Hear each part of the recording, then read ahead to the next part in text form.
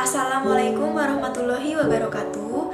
Perkenalkan, nama saya Cindy Laksita Diva dengan NPM 2011060034 dari Program Studi Pendidikan Biologi semester 5 kelas C.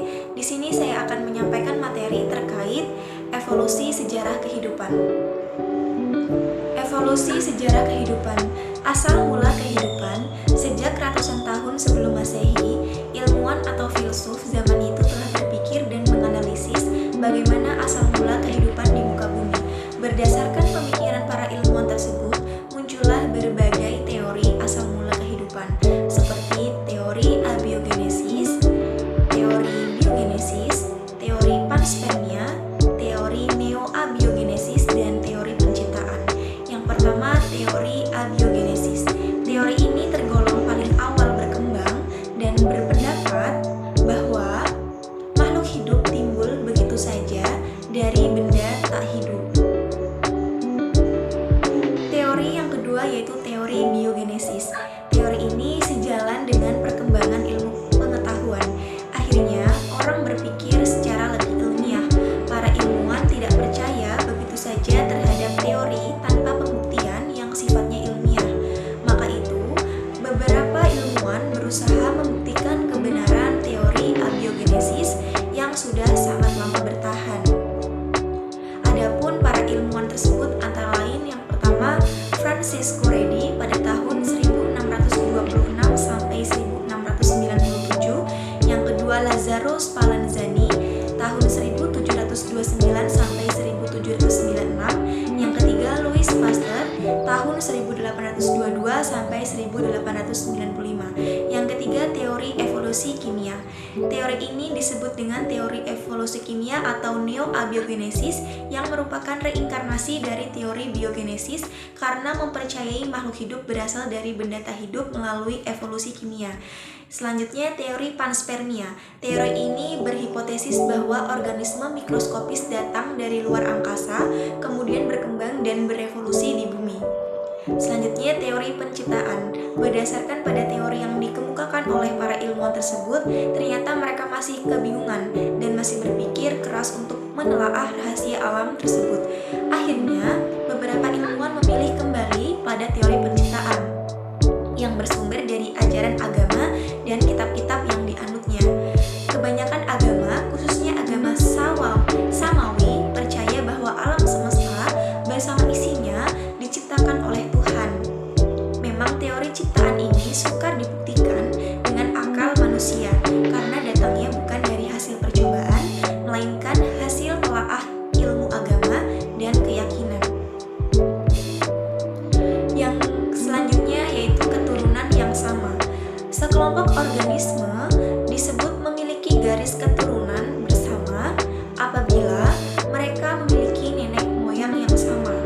Dalam bidang biologi modern, umumnya diterima bahwa semua organisme yang hidup pada bumi merupakan keturunan dari leluhur yang sama ataupun lungkang gen leluhur yang sama. Menurut teori evolusi, setiap spesies hidup berasal dari satu nenek moyang.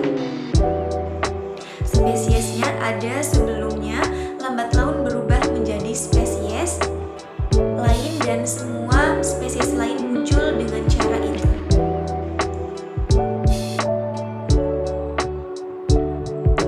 Perubahan yang terjadi berlangsung sedikit demi sedikit dalam jangka waktu jutaan tahun, sehingga memungkinkan adanya banyak spesies dalam bentuk peralihan selama periode perubahan tersebut. Selanjutnya, Darwin menjelaskan bahwa jika catatan fosil dipelajari dengan terperinci, maka akan ditemukan mata rantai yang hilang tersebut. Selanjutnya, evolusi kehidupan. Evolusi dalam kajian biologi berarti perubahan pada sifat-sifat terwariskan suatu populasi organisme dari satu generasi ke generasi berikutnya. Perubahan-perubahan ini disebabkan oleh kombinasi tiga proses utama, yaitu variasi, reproduksi, dan seleksi. Sifat-sifat yang menjadi dasar evolusi ini dibawa oleh gen yang diwariskan kepada keturunan suatu makhluk hidup dan menjadi bervariasi dalam suatu populasi. Ketika organisme bereproduksi, keturunannya akan mempunyai sifat-sifat yang baru. Sifat baru dapat diperoleh dari perubahan gen akibat mutasi ataupun transfer gen antar populasi dan antar spesies. Pada spesies yang bereproduksi secara seksual, evolusi didorong oleh dua mekanisme utama, yaitu seleksi alam dan hanyutan genetik. Seleksi alam merupakan sebuah proses yang menyebabkan sifat terwarisi yang berguna untuk keberlangsungan hidup dan reproduksi organisme menjadi lebih umum dalam suatu populasi dan sebaliknya. Sifat yang merugikan menjadi lebih berkurang, meskipun teori evolusi dalam diasosiasikan dengan Charles Darwin, namun sebenarnya biologi evolusioner telah berakar sejak zaman Aristoteles. Namun Darwin adalah ilmuwan pertama yang mencetuskan teori evolusi yang telah banyak berbukti mapan menghadapi pengujian ilmiah. Sampai saat ini, teori Darwin mengenai evolusi yang terjadi karena seleksi alam dianggap oleh mayoritas komunitas sains sebagai teori terbaik dalam menjelaskan peristiwa evolusi. Baik, itu saja yang dapat saya sampaikan terkait materi evolusi sejarah kehidupan. Apabila ada kurangnya saya mohon maaf, dan kepada Allah saya memohon ampun. Saya akhiri, wabillahi taufiq wal hidayah. Wassalamualaikum warahmatullahi wabarakatuh.